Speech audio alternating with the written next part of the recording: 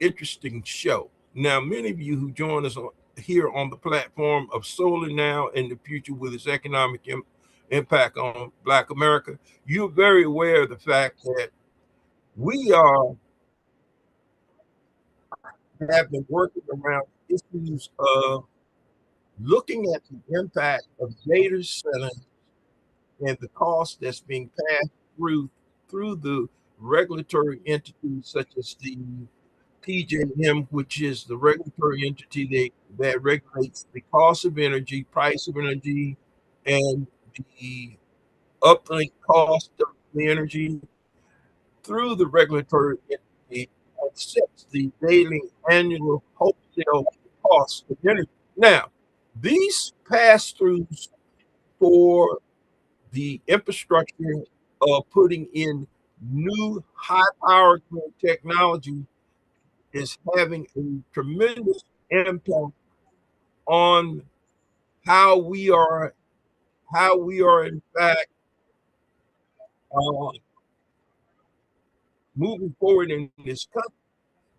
And I'm just privileged to an article that was written by in Word in Black. But the author went on to dictate the fact that in the U.S. of, of A right now, we have over 4,000 data centers, and approximately one third of those data centers are located in three states. Virginia leading the way with some 668 data centers. Then you have Texas, around 400, over 400, and you will have about 324 data centers located in the state of California. So, with that being said, ladies and gentlemen, we all are looking for alternatives of how we can bring down our utility costs. And in doing so, we are looking at some energy solutions which we have been able to research. And one of those uh, solutions is called energy optimization. Now, this particular article that you can find at our website at positivechangepc.com talks about the smart energy solutions and the Go Energy optimizers energy usage today unlock significant savings with smart electricity optimizers. The experience to unmatched energy efficiency reduce your electricity bills up to 30% of your advanced solution, perfect with both residential and commercial applications. Optimizers are the first step towards sustainable futures. Over $16 billion in electricity is unusable energy, but still billables in the U.S., according to the U.S. Department of Energy. Motors, by their design, are inherent, inefficient, and drawing power from your energy grid. This is why air conditioners and refrigeration manufacturers have started integrating energy saving technology into their system, often at a premium price. However, even with these built-in systems, individual properties still face inefficiencies. We test their product on high efficiency air conditioning and found that it could still lower the energy usage by 10%. Even the most expensive unit in a brand new home, the property owner was amazed by installing the Smart Optimizer series on your property to address inefficiency directly without the need for inexpensive equipment. Well, ladies and gentlemen, this particular unit uh, goes for around somewhere around $2,500 per unit if you're going to install this unit in one's home. And we're going to be speaking with a gentleman this morning who does what he does, an excellent job in the financing area. And I've asked him to look at this particular uh, piece of equipment, and we're going to have a discussion on that and some other technologies that uh, have come to my attention. One is called mobile carbon capture, which is another uh, option for people who have automobiles who are concerned about the environment, that are interested in stopping the uh, uh, excretion of greenhouse gas emissions from our automobiles. We're going to talk about that and how finance models and options can be a part of this solution. Yeah, and with that being said, I'm waiting for my guest, Mr. Larry Gilmore. At this time, I'm going to sort of give you a little of his bio. Um, Mr. Gilmore will be. He is the founder and CEO of Clear Blue Capital Group, uh, and we're going to be bringing that up right now to speak with Larry on the platform here on Solar Now and the future with its economic impact on Black America. Now, ladies and gentlemen, you're listening to me over the World Wide Web, over the Positive Change online digital radio, television, podcast, TV network. And we are very, very excited about today's guest because we were able to get our YouTube uplink this morning, and this show is going to be heard over the World Wide Web, over YouTube. And with that being said, ladies and gentlemen, let me share some information about our guest today, Mr. Larry Gilmore. Prior to launching Clear Blue Capital, Larry served as vice president of the HSBC, where he led community lending. He is a seasoned real estate and investment financial service executive and entrepreneur with a passion for community development. He has managed numerous national organizations focused on increasing education and awareness within financial services. This includes Student Loan Alliance, co-founder of Hope Loanport, a technology improving communications between mortgage borrowers, and the Hope Now Alliance, which coordinates a series of strategies to improve the borrower's experience. Other roles have included vice president of the industry of relations at emerging segments of the H&B Block Mortgage Association, directing for affordable lending for Mortgage Bankers Association, MBAs, and Wells Fargo Bank as their manager of their market opportunities. So this sort of gives you a little backdrop about our guest, Mr. Uh, Gilmore, and I've had a long time business relationship with Larry, and they do outstanding work, and hopefully he'll be joining us very, very shortly here on the platform of Solar Now and the future with its economic impact on Black America. Ladies and gentlemen, many of the articles that we are discussing, you'll be able to find that up under our news events tab on our website here at positivechangepc.com. The thrust of this is how do we come up with viable solutions for everyday working Americans and consumers. Now, this particular energy optimizer, which I went into a little earlier, I sort of started the show a little earlier, and we sort of set the backdrop of why I want to have Mr. Gilmore on this morning to talk about financing options. Because even with the unit, it's going to be costing about $2,500. Most people don't have $2,500 laying around in their bank account for that. So there needs to be some type of financing options made available for uh, businesses uh, for, that would be interested in using this technology for commercial purposes as well as homeowners. And with that being said, ladies and gentlemen, We are pleased to have Mr. Larry Gilmore with us. Larry, can you hear me? Yes, I can, Ron. How are you today? Yes, sir. Well, Larry, I was just explaining to our listening audience about your outstanding career in the financing area. I sort of read some of the information about your uh, from your bio online from your website.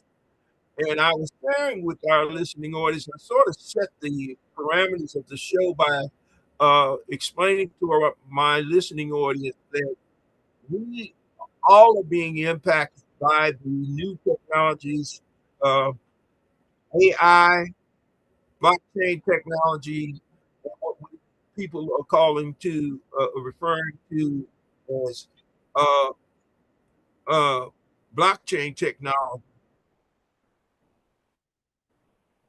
and the increased demand for energy for running these data centers and those pass-throughs, how they are affecting the country nationwide. I went on to explain to my listening audience that we have over 4,000 data centers presently in the U.S., and you have about a third of those uh, data centers are located in three states. State of Virginia has 668 data centers, the most. Then we have uh, Texas with over 420, about 30, 438, and about 324 in the state of California. Those are the three major states, but there is a plethora of data center development going on around the country. And with this comes the need for energy for the real estate developers and homeowners and those who are in the real estate business. We need to be able to find options. I went on and I sort of set the table also, Larry, by explaining to people about the energy optimizer and the technology and how it's being used in the refrigeration, air conditioning industry, and how this technology has been adopted and put in place where it can be used for home, single family, as commercial investment.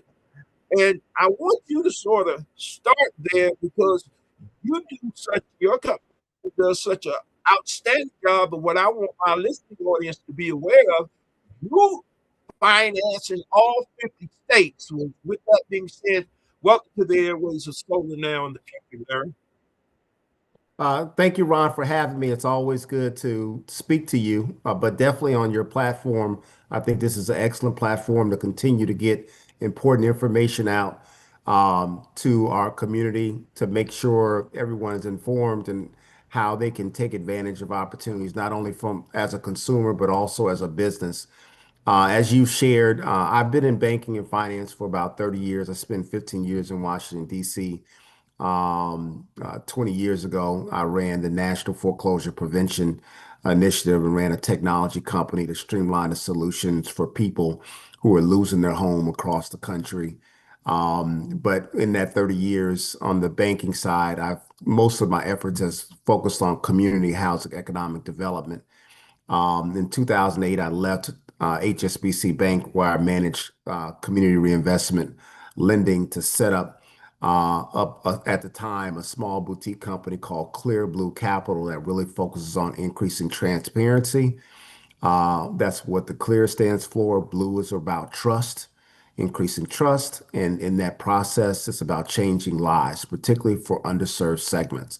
And so our commercial lending company is really focused on supporting early to mid-stage entrepreneurs as well as real estate investors and developers scale to develop wealth.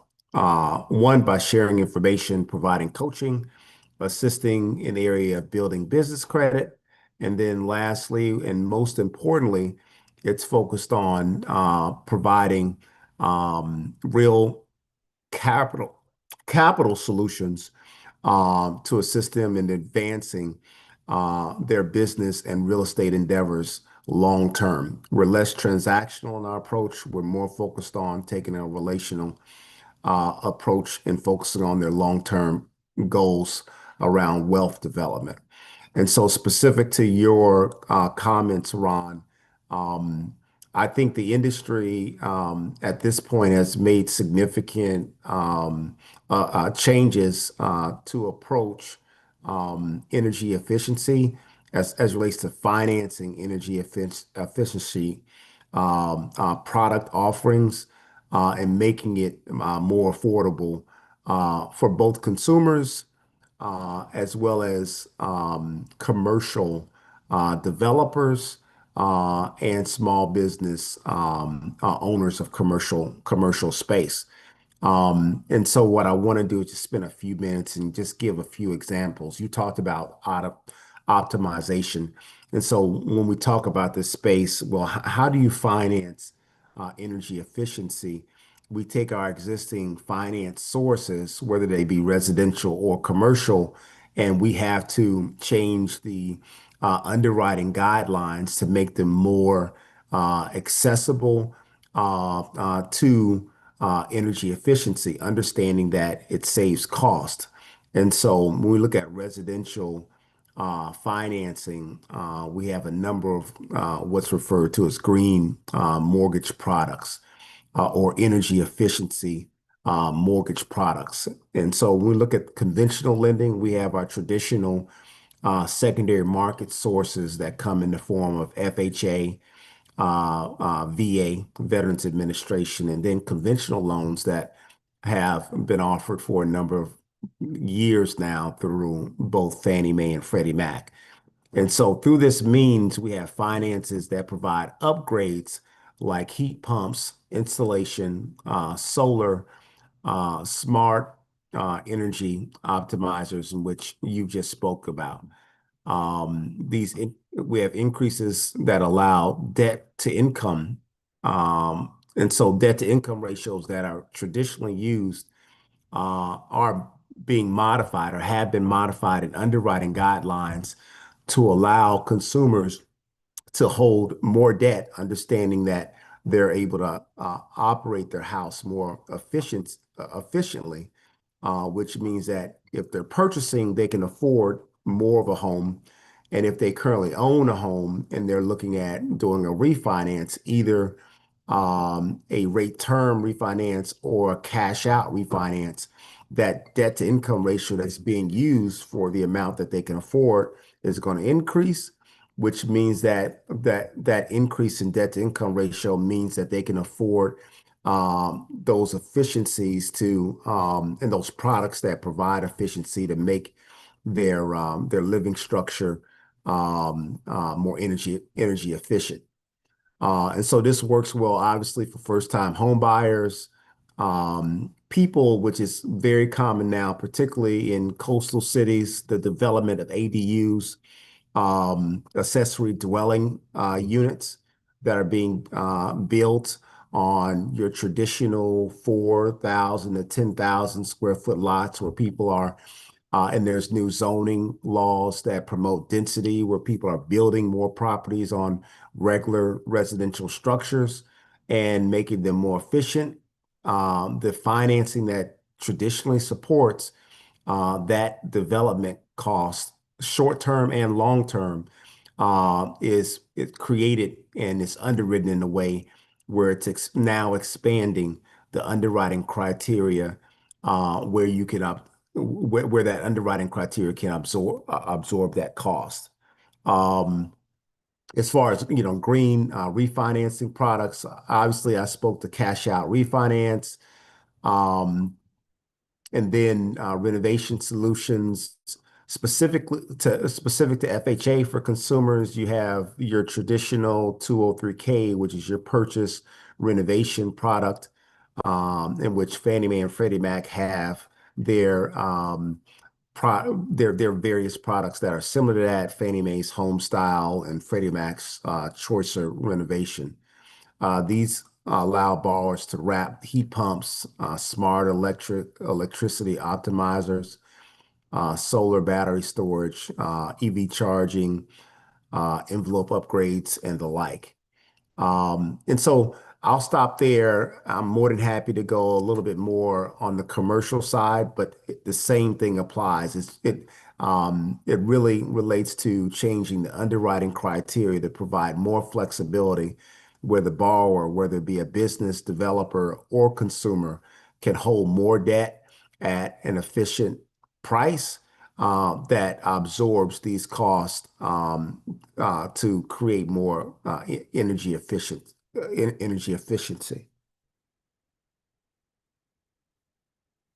Can you hear me, Ron?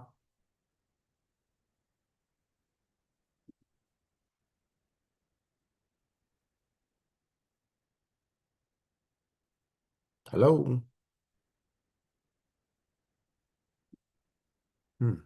Hold on. Got kicked off.